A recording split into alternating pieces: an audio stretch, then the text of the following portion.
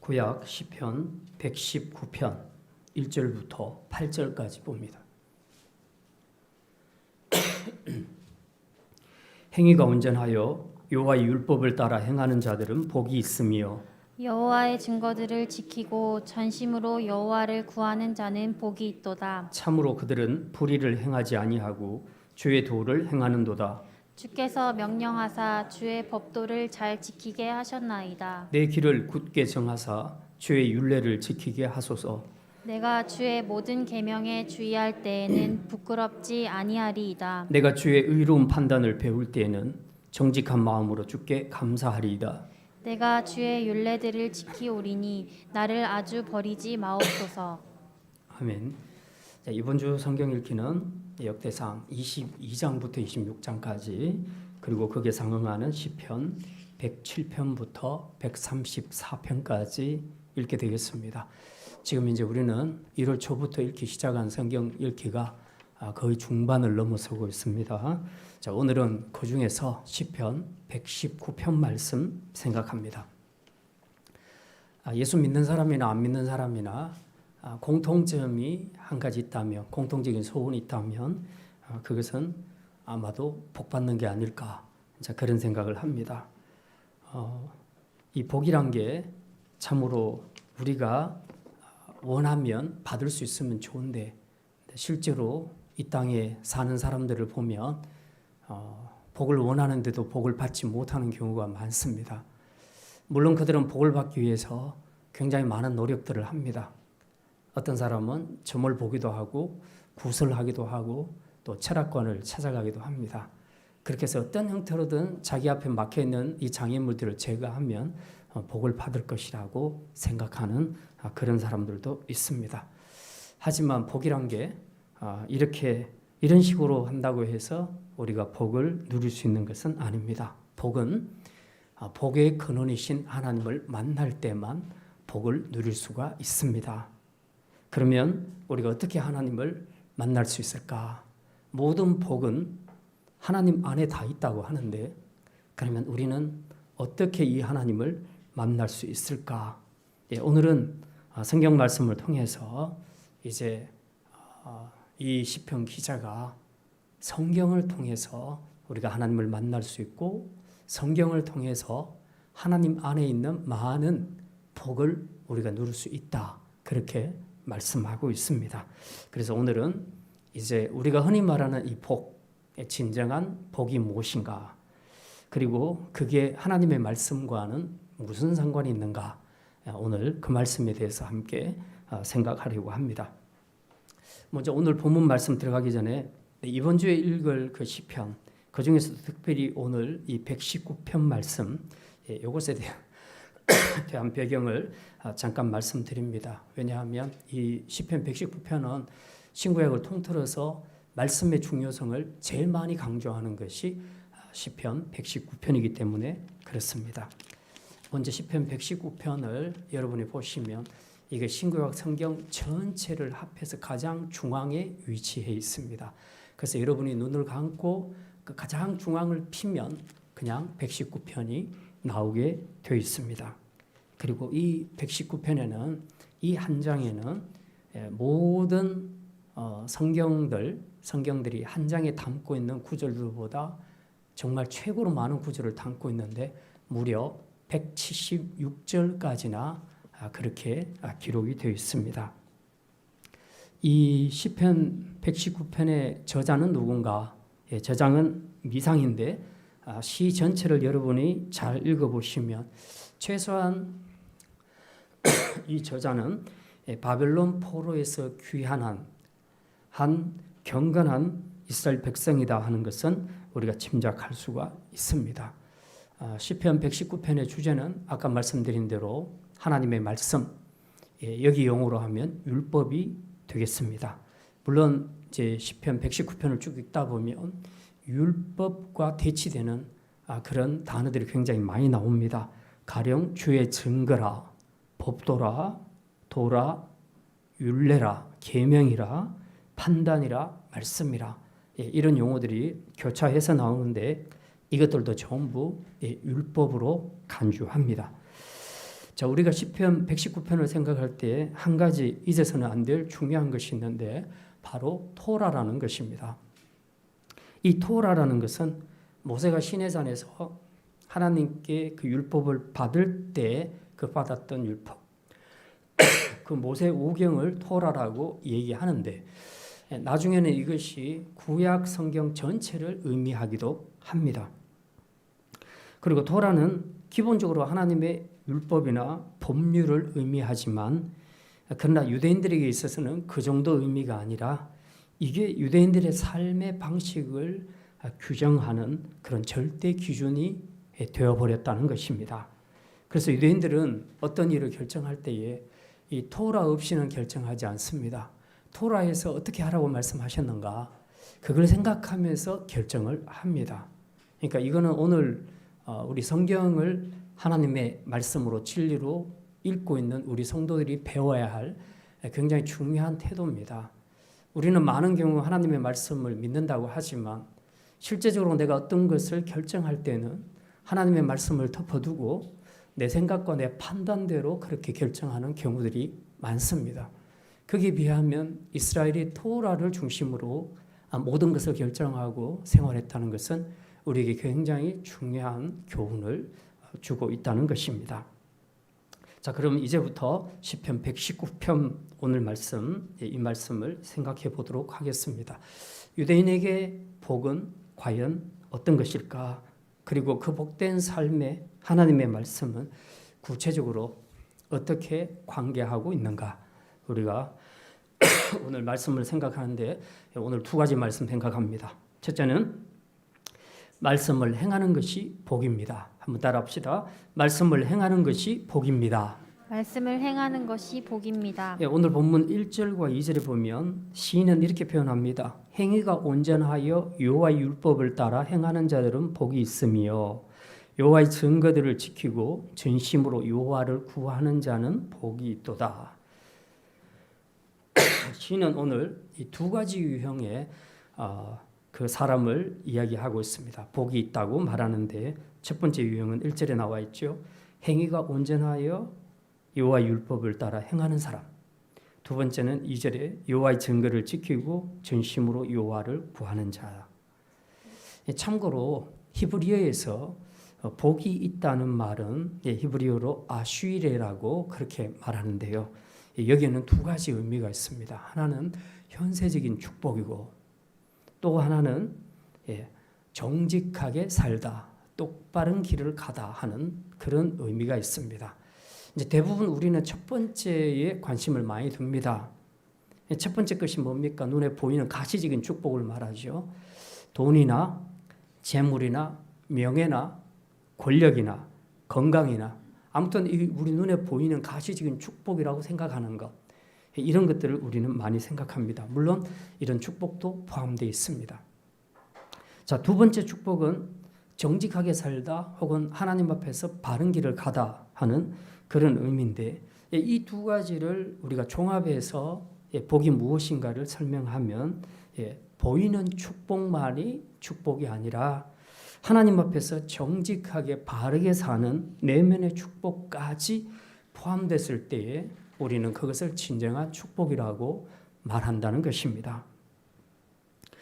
그래서 오늘 이 본문에서 시인은 이 두 번째 복을 훨씬 더 강조하고 있습니다. 첫 번째 복보다는 두 번째 복을 더 강조하고 있는 것을 보게 됩니다.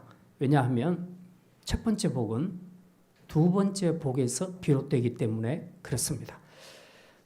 말하자면 하나님이 신명기를 통해서도 말씀을 주셨고 또 여러 가지 율법을 통해서 말씀 주실 때에 항상 하나님 말씀하시는 것은 내가 준 이 명령대로 행하라. 그러면 너희가 이런 복도 받고 저런 복도 받을 것이다 라고 그렇게 말합니다. 조건부로 내거는 것이 뭐냐? 내가 준 말씀대로 행하라는 것이 조건부입니다. 이게 되면 그 뒤에 약속한 모든 축복을 받게 되리라. 하나님께서 그렇게 말씀합니다. 그러니까 첫 번째, 하나님과 관계를 이룸이 없이 두 번째 축복만을 받는 것은 있을 수가 없다 하는 것이 성경적인 입장이라는 것입니다. 자, 그래서 시인은 오늘 1절과 2절에서 말하지요. 1절에 보니까 먼저 행위가 온전하여 여호와 율법을 따라 행하는 사람이 복이 있다. 여기 이 내용을 얼른 보면요. 행위가 온전해야 되는구나. 이거는 하나님의 율법을 완벽하게 잘 지키는 사람이라야 하나님 앞에 복이 있구나. 이렇게 생각하기 쉬운데 그런 뜻이 아니고 하나님을 향해 지속적으로 바른 길을 걸어가는 사람을 의미한다는 것입니다. 왜냐하면 행위로 보면요. 세상에는 의인이 없습니다. 행위가 완전한 사람은 세상에 단 한 명도 없다고 로마서 3장 10절에서 말합니다. 의인은 없나니 하나도 없으며. 왜?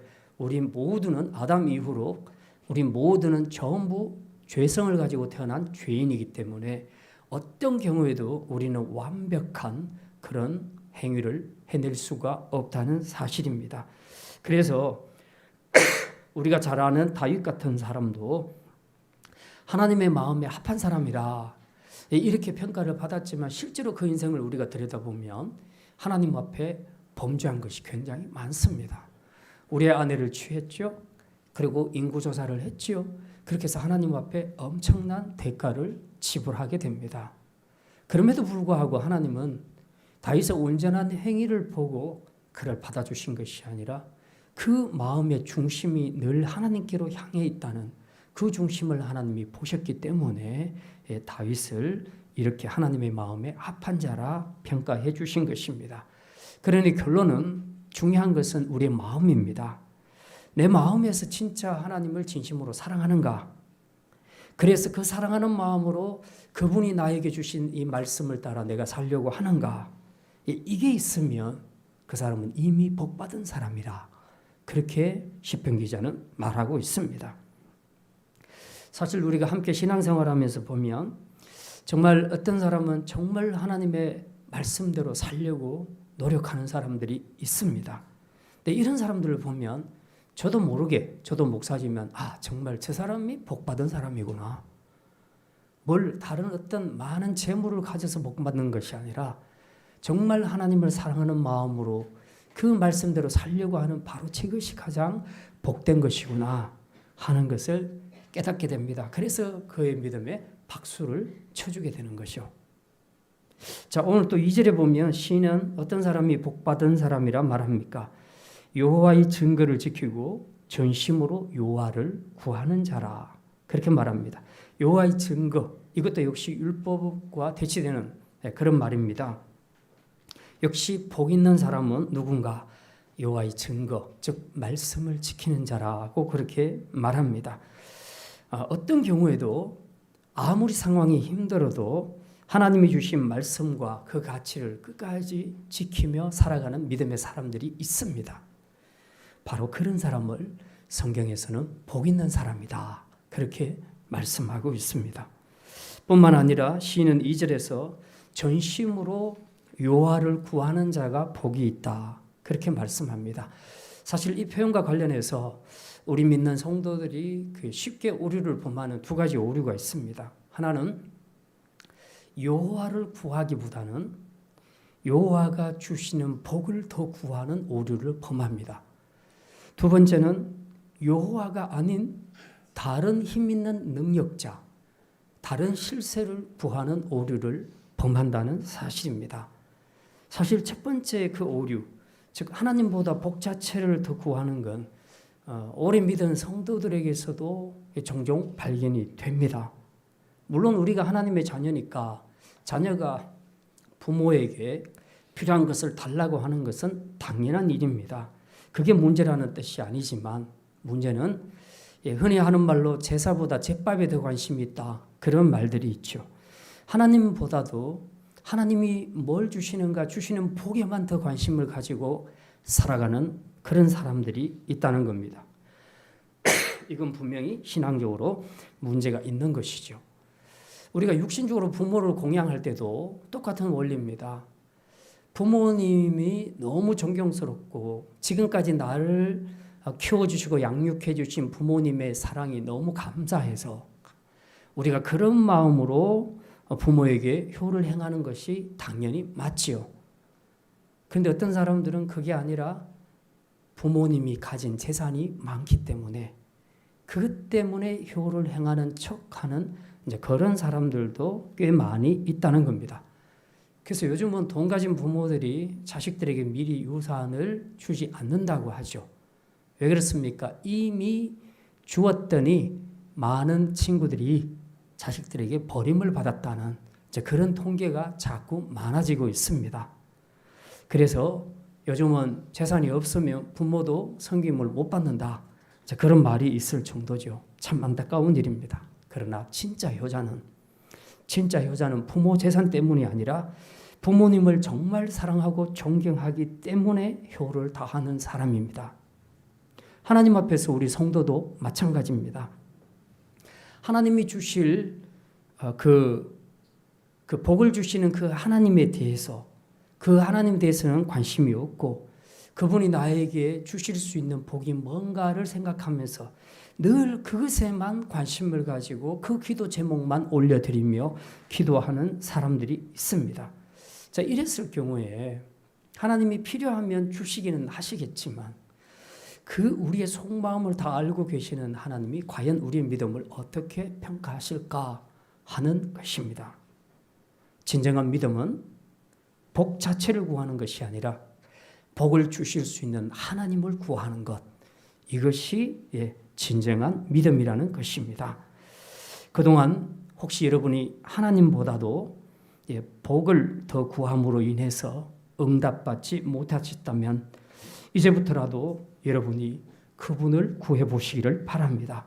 그분의 나라와 그분의 의를 구하면 하나님이 이 모든 것도 더하여 주실 줄 믿습니다. 이제 성도들의 또 한 가지 오류는 어려울 때에 하나님이 아닌 다른 것을 구하는 성도들이 있다는 것입니다. 우리는 지금까지 쭉 최근에 그 열왕기 상하 그리고 역대상까지 우리가 말씀을 계속 보고 있습니다. 이건 지금 전부 남유다와 북이스라엘 왕조 왕사를 우리가 공부해 온 것인데요. 그들의 그 모든 왕사를 여러분이 쭉 읽어보시면서 한 가지 느낀 것이 있을 겁니다. 어떤 왕조는 왜 이렇게 그 왕위가 계속 승계되고 나라가 발전할까? 그런데 어떤 왕조는 왜 이렇게 왕들이 망하고 나라가 망하게 될까? 여러분 그 차이를 혹시 생각해 보셨습니까? 여러 가지 이유가 있겠지만 저는 오늘 본문에 근거해서 딱 한 가지로 말할 수 있습니다. 통치자인 왕이 어려운 일을 당할 때 전적으로 하나님을 구했냐 아니면 힘을 가진 다른 나라, 다른 세력을 구했는가 하는 여기에 달려 있었다는 사실입니다. 결국 어려울 때 하나님을 의지하고 간절히 회개하고 기도하며 나아갔던 왕과 나라는 그대로 하나님의 은혜로 개성되었고 그렇지 않고 하나님이 아닌 다른 힘 있어 보이는 그 누군가 그것을 의지하고 구했던 왕과 나라들은 반드시 패망했다는 것을 우리는 역사를 통해서 알 수가 있습니다. 여러분은 어렵고 힘들 때에 누구를 찾습니까? 하나님을 구하십니까? 아니면 눈에 보이는 세상 힘을 가진 어떤 세력을 찾습니까? 오늘도 코로나의 위기 상황 속에서 많은 성도들은 이런 크고 작은 갈등 앞에 서 있습니다. 내가 이런 위기 속에서도 정말 하나님만을 전적으로 구해야 되겠는가? 아니면 내가 뭔가를 하기 위해서 좀 하나님이 주신 이 말씀을 어기고 어쨌든 내가 먹고 살기 위해서라도 내가 이렇게 보이는 힘을 가진 그 어떤 것에 의존하며 살아야 되지 않을까 하는 이런 갈등들 앞에 누구나 있게 되는 것입니다. 그럴 경우 우리는 과연 어느 쪽을 선택해야 되겠습니까? 오늘 이 시편 기자는 분명히 말합니다. 전심으로 여호와를 구하는 자가 복이 있도다. 하나님 그분을 구하면 나머지 복은 그대로 따라옵니다. 하지만 그분이 가지신 복 자체만 우리가 자꾸 구하게 되면 복 받기가 어렵다는 것을 우리는 기억해야 합니다. 오늘 3절에서 시인은 복 있는 사람의 평소 모습이 어떠한가를 잘 묘사하고 있는데요. 3절에 이렇게 말합니다. 우리 3절 말씀 같이 읽겠습니다. 정말 복 있는 사람은 평소에 어떻게 살아가는가? 3절 같이 읽습니다. 참으로 그들은 불의를 행하지 아니하고 주의 도를 행하는도다. 시인이 표현하는 복 있는 사람의 삶의 특징이 뭡니까? 여기 보니까 한마디로 소극적으로는 불의를 행하지 않는 사람, 그리고 적극적으로는 주의 도를 행하는 사람, 이렇게 지금 요약해서 정리하고 있습니다. 주의 도를 행한다는 건 그 세상 법을 지키는 소극적인 수준을 뛰어넘어서 적극적으로 하나님이 주신 말씀을 따라 그 믿음의 길을 걸어간다는 그런 말입니다. 우리가 세상에서 불의를 행하지 않고 사는 것, 이것은 우리 성도에게 요구되는 최소한의 도덕적인 삶입니다. 그래서 우리는 세상 사람들하고 같이 살아가면서 죄 짓지 않는 것에 대해서 엄청 자부심을 느끼는데요. 근데 성경은 여기서 만족하지 말라고 합니다. 왜? 그렇게 살면 세상에 변화되지 않는다. 저 사람이 안 한다고 나도 안 하고 똑같이 그렇게 하게 되면 큰 사건은 일어나지 않겠지만 그러나 세상은 변하지 않는다. 세상이 변하려면 너희가 거기서 한 걸음 더 나아가라. 그게 뭐냐? 주의 도를 행하라. 주의 도를 행하라. 단지 불의를 행치 않는 이런 불신자들처럼 똑같은 수준에서 살지 말고 한 걸음 더 나아가 정말 그들을 품을 수 있는 그런 주의 도를 행하는 사람이 되어라. 그렇게 말씀하고 있습니다. 그래서 우리가 정말 세상을 바꾸려면 바로 이런 주의 도를 행하는 자로 살아가야 합니다. 많은 사람들이 그냥 불신자들처럼 불신자들 중에 어려운 사람들이 있죠. 악을 행하지 않는 사람, 거짓을 말하지 않는 사람, 그런 사람들이 많습니다. 우리가 그런 수준에 만족하게 되면 욕은 얻어먹지 않을지 몰라도 세상을 바꾸지는 못합니다. 그러나 우리가 한 걸음 더 나아가 주의 말씀에 순종하게 되면 그래서 그들을 품고 그들의 악함까지라도 돌이킬 수 있게 된다면 그것이 바로 세상을 바꾸는 비결이 힘이 될 수 있다는 사실입니다. 자, 이 말씀의 도를 이제 시인은 잘 행했고 또 앞으로 행할 것을 말하면서 4절에서 이렇게 고백합니다. 주께서 명령하사 주의 법도를 잘 지키게 하셨나이다. 시인은 하나님이 예전에 이스라엘과 시내산에서 언약을 맺었을 때에 백성들이 주의 도를 따라 살도록 이 율법을 주셨다고 말씀합니다. 하나님이 왜 율법을 주셨을까? 참 궁금합니다.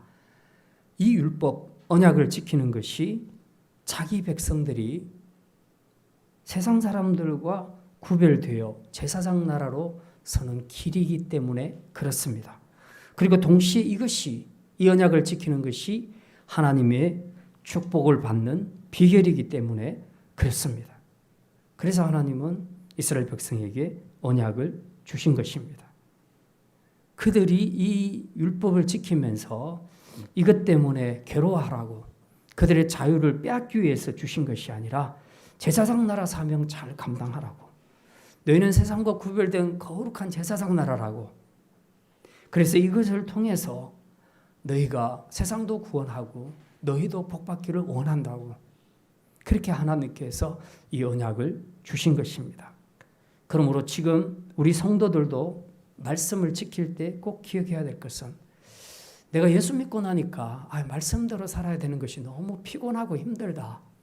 그래서 이것이 속박이 되고 그리고 이것 때문에 우리가 자유를 빼앗긴 것처럼 우리가 생각하기도 하는데 절대 그런 것이 아니라는 것입니다. 우리는 지금 이 복음 때문에 진리 안에서 참된 자유를 얻었습니다. 전에는 죄와 사망을 쫓아서 그렇게 죽음의 길로 달려갔는데 이제 이 그리스도의 복음 때문에 우리가 참 자유를 얻게 되었으니 이제는 이 말씀을 따라 사는 것이 마땅하지 않겠냐 하는 그런 긍정적인 생각, 그런 은혜를 깨달은 그런 마음으로 우리가 법을 지켜가야 할 것입니다. 자, 이제 두 번째 말씀입니다. 말씀을 지키고 배우는 자가 복이 있습니다. 한번 따라합시다. 말씀을 지키고 배우는 자가 복이 있습니다. 말씀을 지키고 배우는 자가 복이 있습니다. 5절부터 8절까지 이 후반부를 보게 되면 시인은 하나님께 자기가 말씀대로 이제 살겠으니까 제발 그렇게 살게 해달라고 하나님 앞에 기도하는 내용이 5절부터 8절까지에 기록되어 있습니다. 말씀대로 사는 것이 복이란 것을 이제는 알겠는데, 그런데 이 말씀을 지켜나가는 과정에 시인의 마음속 한편에는 두려움이 있습니다. 내가 과연 이 하나님의 말씀을 그대로 잘 지켜 순종하며 살아갈 수 있을까? 그래서 시인은 이 문제를 위해서도 하나님 앞에 올려드리며 기도합니다. 먼저 5절에 보면 시인은 이렇게 고백하죠. 내 길을 굳게 정하사 주의 율례를 지키게 하소서. 지키라고 주신 말씀, 이거 잘 지키면 좋은 줄 알겠는데 문제는 과연 내게 그 말씀을 지킬 수 있는 힘이 있는가? 그런 걸 생각할 때는 때로는 힘이 빠질 때가 있습니다. 주로 어떤 경우입니까? 내가 말씀대로 살면 복받을 줄 알지만 내가 이 말씀대로 사는데 자주 실패했을 때 우리는 그 다음에 믿음으로 말씀에 순종해서 살아야 한다는 그 결단을 하고자 할 때에 우리 안에 이런 두려움과 그리고 이런 근심이 생겨날 수 있게 되는 것입니다. 여러분 안에서 반복되는 실패 앞에서 주로 어떤 생각을 가지십니까? 해도 안 된다는 좌절과 두려움 혹은 자책감에 빠져 있지는 않습니까? 그런데 이게 우리에게 정상적인 현상이라고 생각하지만 성경은 우리에게 분명히 말합니다. 이것은 속는 것이라. 사단의 유혹에 우리가 속아 넘어가는 것이라고 그렇게 말씀합니다. 사단의 목표는 성도가 믿음의 영적 싸움을 포기하기를 바라는 겁니다. 그래서 할 수만 있으면 그가 줄 수 있는 모든 것으로 그 사람을 믿음의 전쟁터에서 물러나게 만듭니다. 그 중에 하나 가장 강력하게 사용하는 게 바로 반복된 실패입니다. 너 지난번에도 실패하고 그지난번에도 실패했는데 또다시 결심해? 이렇게 말함으로써 스스로 주눅들게 만듭니다. 그래서 그래 나는 안 될 거야. 이번에도 안 될 거야 라는 강한 신념을 가지게 만들어버리는 거죠. 그래서 결국은 믿음의 삶을 스스로 내려놓는 그런 경우가 많이 있습니다. 이제 우리는 분명하게 영적으로 분별해야 합니다. 여러분의 감정, 여러분이 느끼는 여러분의 감정을 믿지 마십시오. 그것은 사단의 속삭임에 반응하는 여러분의 태도라는 것을 기억해야 합니다. 이제 우리의 선택은 사단의 속삭임에 귀를 기울이는 것이 아니라 우리를 부르신 주님이 우리의 갈 길도 책임지시지 않겠느냐 하는 그 믿음을 우리가 분명히 선포해야 한다는 사실입니다. 이걸 믿고 이 말씀을 믿고 하나님 앞에 기도하는 자에게는 성령의 역사가 일어나는 줄 믿으시기를 바랍니다. 하나님은 우리가 어떤 실패에도 불구하고 포기하기를 원치 않으시는 분이라는 것을 우리는 반드시 기억해야 합니다. 그러므로 나를 부르신 그분이 나의 갈 길을 또한 인도해 주실 줄 믿고 성령의 도우심을 위해 우리가 하나님 앞에 힘을 다해 기도해야 하는 것입니다. 이게 바로 말씀을 붙잡는 시인의 기도의 모습이라는 것입니다. 그러므로 먼저 주신 말씀을 믿는 것이 중요하고요. 그 말씀의 믿음 위에 여러분이 기도로 힘을 실으시기를 바랍니다. 그러면 거기서 놀라운 우리를 회복해 주시는 성령의 역사를 맛보게 될 줄 믿습니다. 그 다음 6절에 보면 시인은 이렇게 고백을 합니다. 내가 주의 모든 계명에 주의할 때에는 부끄럽지 아니하리이다. 시인은 성도가 말씀을 지키는 일에서 실패하지 않기 위해 반드시 지켜야 할 주의사항이 있다고 말합니다. 그게 바로 주의 모든 계명에 주의하라는 거죠. 주의 모든 계명에 주의하라는 이 말은 성도가 삶의 모든 정황에서 하나님의 말씀에서 눈을 떼지 말라. 그리고 늘 그 말씀을 묵상하라. 그 말씀을 존중하라. 그리고 그 말씀을 중요하게 생각하라. 이 태도를 이야기하는 겁니다. 말씀에 주의한다는 것은 바로 그런 의미입니다. 사실 우리 많은 성도들이 신앙생활할 때 말씀에 실패하거나 혹은 신앙생활에서 실패하게 되는 이유 중에 가장 큰 이유 중에 하나가 바로 말씀을 너무 경홀히 여긴다는 사실입니다. 작은 계명 하나가 주어져도 이걸 우리가 신중하게 생각하고 그 말씀을 주신 하나님을 존중하듯이 우리가 그 말씀을, 그분의 말씀도 우리가 존중하면 말씀을 따라 사는 일에 실패할 확률이 없어집니다. 그러나 우리는 자주 말씀을 소홀히 여깁니다. 말씀을 소홀히 한다는 말이 구체적으로 어떤 말입니까? 하나님의 말씀을 받은 것이 있는데 그런데 어떤 문제를 결정할 때 내 안에 내 생각과 내 판단도 있는 겁니다. 내 생각과 내 판단 그리고 하나님이 주신 말씀 이 둘을 놓고 비교할 때 마지막에는 내가 반드시 내 생각과 내 판단으로 결정한다는 뜻입니다. 이게 바로 하나님의 말씀을 경홀히 여긴다는 뜻입니다. 가령 성경에서는 이런 예를 들 수 있습니다. 사울 왕은 아말렉 군사를 칠 때에 하나님이 사무엘을 통해서 지시를 내리시죠. 가거든 아말렉 군사 짐승들까지 절대로 남김없이 모두가 다 진멸하라. 하나님이 그렇게 말씀하셨습니다. 이게 분명히 하나님이 주신 팩트 말씀입니다. 이 말씀에는 이유 없이 순종해야 했습니다. 그런데 사울 왕은 어떻게 합니까? 네 해놓고는 아말렉 군사를 다 치고 나니까 왕도 지금 자기 손안에 있고 그리고 그 양떼와 소떼들을 보니까 너무 토실토실하고 살이 찌고 너무 좋은 거예요. 이걸 다 죽인다는 게 이게 요즘 말로 하면 경제적으로 너무 이게 지금 생각이 잘못된 겁니다. 그래서 어떻게 합니까? 저렇게 아까운 것은 살려뒀다가 나중에 하나님 앞에 좋은 걸로 드리자. 이렇게 생각한 겁니다. 지금 인간적인 생각이 이게 더 중요하다는 것이 아니고요. 하나님이 주신 말씀이 팩트로 있는데 그 말씀과 대치되는 다른 내 생각과 내 해석이 주어질 때에 나는 과연 어느 것을 선택해야 되겠는가 하는 이 기로에서 사울은 자기의 생각을 선택했다는 겁니다. 이게 바로 하나님의 약속을, 말씀을 소홀히 여겼다. 그런 말씀입니다. 그랬더니 바로 이후에 사무엘이 뭐라고 딱 지적합니까? 기억나시죠? 순종이 제사보다 낫고 말씀을 듣는 것이 수양의 기름보다 낫다. 수양의 기름 100마리 잡아서 올려봐라. 너 하나님 말씀 순종 안 하면 끝이야. 라고 사무엘이 그렇게 말씀하셨던 것입니다. 하나님이 주신 말씀을 소홀히 하고 경계를 게을리하면 반드시 이런 불행한 일이 생긴다는 사실을 보여주고 있습니다. 하나님이 주신 명백한 말씀이 있는데 우리는 자꾸 상황에 따라 내 욕심에 따라 말씀을 바꾸어 버립니다. 그리고 순종을 안 합니다. 말씀에 순종하지 않으니까 결국 이런 예상치 못한 재앙들이 따라오게 되는 것입니다.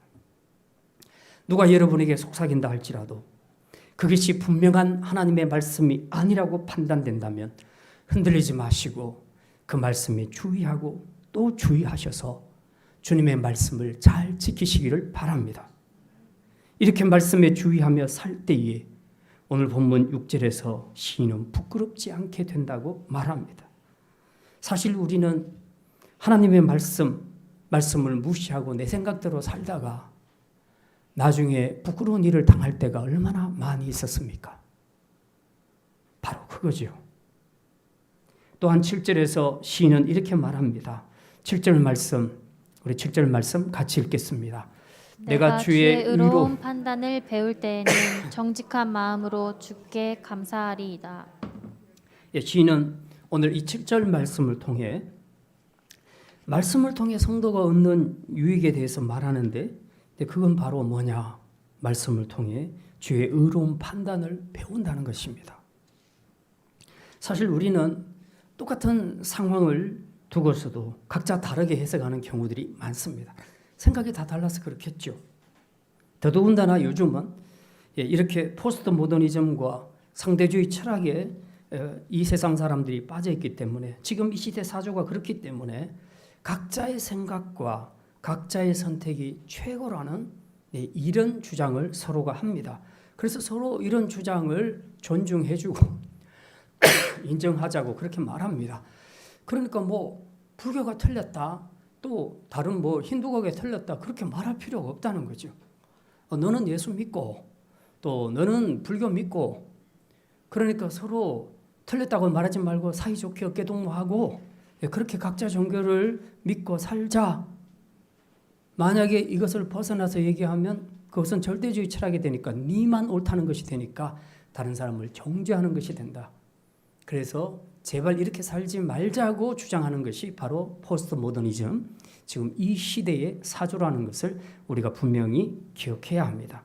그래서 이런 시류 때문에 지금의 사회는 무엇이 정의로운가, 무엇이 올바른 것인가를 배울 생각을 잘 하지 않습니다. 그냥 내가 원하는 것, 내가 하고 싶은 것, 그거 그냥 배우면 되는 겁니다. 그리고 그것을 따라 내가 그냥 살아가면 되는 것이죠. 그래서 지금 이 시대는 마치 사사시대처럼 사람들이 자기 옳은 대로 행하는 그런 시대를 우리가 살고 있다는 사실입니다. 그런데 이거 그냥 내버려두면 되지 않느냐? 그러면 우리도 얼마나 편하고 좋겠습니까? 그런데 그게 아니라는 거죠. 세상을 이대로 자기 살고 싶은 대로 내버려두게 되면 세상에는 희망이 없습니다. 상대가 절대주의를 누르고 사는 이 세상에서 우리가 절대주의 믿음을 가진 성도들이 그 절대주의 하나님을 가르치지 않는다면, 그리고 우리 아이들에게 그것을 강조하지 않는다면 우리의 다음 세대들에게 우리가 무엇을 영적 유산으로 남겨둘 수 있겠습니까? 아마도 계속해서 이렇게 진행되면 우리의 다음 세대 아이들이 어른이 됐을 때는 그들도 똑같이 그런 말 할 겁니다. 왜 꼭 예수를 믿어야 돼? 다른 종교 믿으면 안 돼? 왜 꼭 교회를 다녀야 돼? 라는 그런 이야기가 그냥 아주 보편적으로 나올 수 있게 된다는 사실입니다. 생각해보면 굉장히 두려운 겁니다. 우리가 말씀을 통해서 주의 의로움을 배운다는 것, 하나님의 정의가 무엇인지, 공의가 무엇인지를 배운다는 것은 굉장히 중요합니다. 그러므로 우리 성도는 먼저 자신부터 하나님의 말씀을 통해 무엇이 옳고 그른지를 배워가야 합니다. 만약 어른인 우리가 이걸 놓쳐버리게 되면 우리의 다음 세대는 포스트 모더니즘, 이 세계관을 극복하지 못하고 결국은 무너지게 될 것입니다. 그래서 성도는 배워야 합니다. 학교에서 학생들이 공부하는 것처럼 우리 성도들은 말씀을 통해 하나님이 누군지를 배워야 하고 그분이 원하는 세상이 도대체 뭔지, 그리고 그분이 말씀하시는 기독교 세계관은 무엇인지, 우리 아이들이 기존으로 잡고 살아야 하는 기독교 윤리관은 도대체 무엇인지, 이런 것들을 우리 아이들에게 가르쳐야 한다는 사실입니다. 그래서 주일학교 교육기관이 필요한 것입니다. 무엇이 죄냐? 무엇이 정의냐? 공의냐? 무엇이 악이냐? 이런 것들을 교회가 아니면 누가 가르칠 수 있겠습니까? 그래서 우리는 다음 세대를 생각해서라도 말씀으로 아이들을 잘 가르쳐야 합니다. 어제부터 여름 어린이 성경학교가 비록 비대면이지만 시작되었습니다. 참 감사한 일이고, 이 일이 가능할 수 있도록 헌신해준 우리 선생님들과 교사들에게 정말 진심으로 감사를 드립니다. 여러분은 우리 교회에 속한 이 어린 아이들 10명들을 적어도 올해 이 말씀을 통해서 바르게 세우는 일로 크게 쓰임을 받은 줄 믿으시기를 바랍니다. 주제가 보니까 예수, My Wonderful Lord. 영어로 돼서 애들이 다 이해할까? 그런데 애들이 저보다 더 잘 알더라고요. 예. 자, 코로나로 힘든 이때에 대체 이 코로나라는 이 엽기적인 사건을 우리 어른들은 어떻게 해석하고 있는가? 이걸 아이들에게 우리는 어떻게 가르쳐야 할까? 왜 학교를 못 가는 것에 대해서, 왜 집에서 계속 있어야 되는가에 대해서 우리는 이 아이들에게 어떻게 설명해 줄 수 있겠는가? 생각해 보니까 이 주제가 참 어렵겠다. 그런 생각이 들면서도 이건 정말 다뤄야 할 중요한 주제라는 생각을 하게 되었습니다. 결국 성경이 말하는 결론은 무엇입니까? 코로나의 해답은 백신이 아니다. 백신이 아니라 예수님께 있다는 것입니다. 인류가 예수님께로 돌아가야 한다는 것. Back to the Jesus. 주님께로 돌아가는 것만이 코로나를 종식시킬 수 있는 유일한 길이라는 것을 성경은 말씀하고 있습니다. 사실 코로나가 우리에게 온 것은 우연한 재앙입니까? 아니면 모든 것을 섭리하시는 하나님의 주권적인 역사에 의해서 주어진 것입니까? 우리는 이걸 우리 자녀들에게 가르칠 수 있어야 합니다. 인간사에서 일어나는 모든 문제의 근원은 인간의 죄에서 비롯된다. 그러면서도 이 모든 문제를 풀 수 있는 해결책은 바로 예수 그리스도에게 있다. 이것을 우리가 아이들에게 가르쳐야 한다는 사실입니다. 이렇게 어른과 아이들이 말씀을 통해 주님의 의로운 판단을 배우게 될 때 여기서 우리는 인생의 진리를 깨닫게 되고 해답을 찾게 되며 이것 때문에 정직한 마음으로 주님께 감사하게 된다고 오늘 시편 기자는 그렇게 말씀하고 있습니다. 이제 이렇게 이 모든 것을 깨달은 결과 시는 어떻게 결론을 내립니까? 이제 우리도 함께 읽었으니 우리도 이 결론을 내려야 되지 않겠습니까? 8절 말씀, 우리 8절 말씀 함께 읽습니다. 내가 주의 율례들을 지키오리니 나를 아주 버리지 마옵소서. 시인은 이제까지 말씀을 통해 주의 계명에 의지하는 자는 결코 부끄러움을 당하지 않으리라 라는 이 진리를 깨달으면서 하나님, 나도 이제는 이 진리의 말씀 붙잡고 이제 주의 율례를 끝까지 지키는 자로 살겠습니다. 하나님 앞에 이렇게 믿음으로 결단하고 있는 것입니다. 그리고 지금 자신이 처한 이 모든 상황, 지금 아직 이 저자는 자기가 처한 상황이 얼마나 힘든지를 밝히지는 않았지만 굉장히 힘든 상태에 있는 것을 우리가 짐작할 수 있습니다. 그런데 이렇게 자신이 처한 힘든 상황에서 하나님이 시인이 붙들고 있는 이 약속의 말씀대로 끝까지 자기를 지켜달라고 그렇게 하나님 앞에 간절히 구하는 것을 우리가 볼 수 있습니다. 그렇습니다. 이처럼 말씀을 믿는 자는 말씀을 붙잡고 기도할 수 있습니다. 이게 바로 성도에게 주어진 특권입니다. 이제 하나님 앞에서 자신 없는 기도가 아니라 말씀을 믿는 확실한 믿음 때문에 어떤 어려움도 하나님 앞에 담대히 올려드리면서 여러분이 믿은 말씀대로 일하시는 하나님의 회복을 누릴 수 있는 복된 성도들이 다 되시기를 주님의 이름으로 축원합니다. 이제 말씀을 마칩니다. 오늘 우리는 무엇이 인생에서 가장 진정한 복인가? 그리고 그 복을 얻기 위해 우리는 무엇을 해야 하는가를 생각을 했습니다. 두 가지 말씀드렸습니다. 첫째, 말씀을 행하는 것이 복입니다. 최근 아파트 가격이 1년 만에 몇 억씩 오르고요.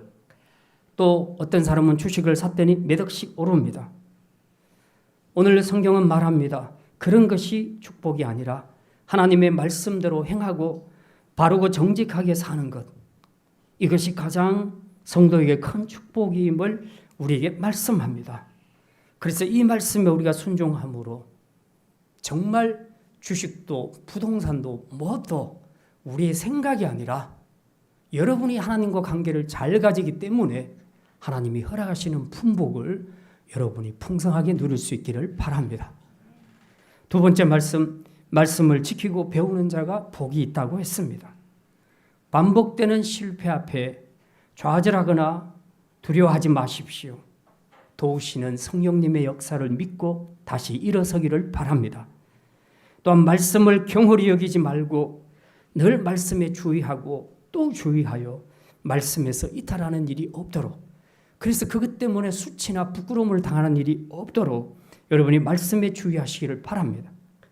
말씀을 또한 여러분이 잘 배워서 하나님의 정의가 무엇인지, 하나님이 원하시는 세상이 무엇인지 여러분이 잘 기억하시고 이것을 우리의 다음 세대에게 잘 전하는 그런 믿음의 스승들이 되시기를 바랍니다. 그래서 오늘 이 자리에 앉은 우리 모든 성도들이 진정한 축복은 보이는 외적인 축복이 아니라 말씀대로 행하는 올바른 믿음에 있음을 알고 말씀에 순종하는 믿음을 통해 천국에서는 물론이고 이 땅에 사는 동안에도 하나님이 여러분에게 약속하신 모든 축복을 풍성하게 누릴 수 있는 그런 복된 성도들이 다 되시기를 주님의 이름으로 축원합니다. 기도합니다. 하나님, 오늘 시인의 고백처럼 복은 눈에 보이는 것이 아니라 여호와의 율법을 따라 행하며 그 증거들을 지키는 데 있음을 알고 늘 여호와를 전심으로 구하며 약속된 복을 풍성히 누리는 자 되게 하여 주시옵소서. 혹시 반복되는 실패 앞에 넘어지는 자들이 있습니까? 그들을 기억하여 주시고 이제 사단의 유혹에 빠져 좌절과 낙심에 머물러 있지 말게 하시고 우리를 도우시는 성령의 역사를 믿음으로 의지하면서 다시 일어설 수 있는 성도들 되게 하여 주시옵소서. 무엇보다 말씀에서 이탈하지 않도록 늘 말씀에 주의하고 또 주의하게 하사 부끄러움을 당치 않게 하시며 말씀을 배움으로 주의 나라와 의가 무엇인지를 세상 중에 보여주며 그 하나님이 기뻐하시는 나라를 세워가는 일에 귀하게 쓰임받을 수 있는 믿음의 일꾼들 되게 하여 주시옵소서. 감사드리며